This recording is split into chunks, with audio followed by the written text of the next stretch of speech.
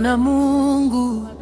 Nashangaa kabisa nikitazama kama vilivyo nyota, ngurumo, vitu vingi vyote viumbwavyo kwa uwezo wako.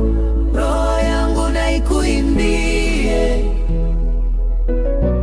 jinsi wewe ulivyo mkuu. Roho yangu na ikuimbie jinsi wewe ulivyo mkuu. Nikitembea pote duniani, ndege huimba na wasikia, milima hupendeza macho sana, upepo nao nafurahia.